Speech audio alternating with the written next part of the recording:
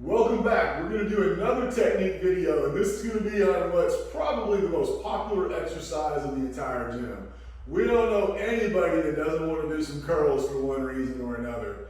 But don't forget, PE screwed all of this. They made exercise seem simple, like there's nothing to it. You think you're doing it because you look like the picture, and you're probably, or you could be, not getting any value whatsoever. We're going to start out and show a couple of bad technique ideas that we see all the time in the gym, and then we're going to point out a really important concept that applies to all of your lifting, and we're going to apply it to the bicep, and that's understanding the role of gravity and angles when you lift. All right, so what we see all the time, not paying attention to the line, she's going to turn sideways so you can see this gesture, right?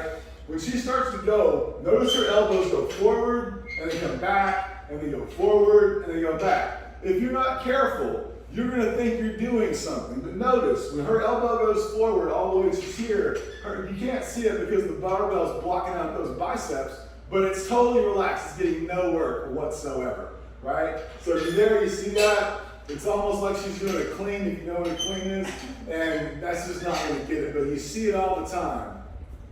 And then the other one. The next one is too much momentum with the bar. So it's the same principle, but you're using your body, getting it up here, and it's not really working the bicep, possibly because it's too heavy and you're just trying to show off. You're going to call that like a total body curl, right? You've got every muscle possible trying to make it happen. But if your goal is to have biceps, it's not going to make it happen either. So we're going to assume that you want to do it right, you want to do it safe, and you want to do it in the best, most efficiently possible. So what you want to understand in all of your lifting is gravity, of course, goes up and down. That's kind of a dust statement. But then, when you're moving, depending how you're doing it, the angle of that pull changes. So in the bicep, where your elbow is, changes everything. So the first thing you want to do is decide where you want your elbow. The first version of this, we're going to have it glued at the side of the rib cage. So we can demonstrate that. When she's there, you can see her biceps work. And when she's lower down slow, what you want to notice is that when she gets to this midpoint, where the weight is parallel to the ground, her bicep is working the most. If she continues to go up a little bit, she's got work, no more work gets done. So my recommendation would be to stop at the very top when that bicep is no longer working. So you're going through work, peak work, and then lower it back down slowly through. And she's going to relax for a second, possibly. I mean, I know she can do it, but we want to make sure we're all doing things and looking good, right? What I like to think about is about if you imagine an orange in between your fist and the top of your bicep right there, and that's about as far as you can go. Exactly. So you're going to feel it. You want to pay attention to that squeeze, and you can watch the muscle relax once you've crossed over that plane.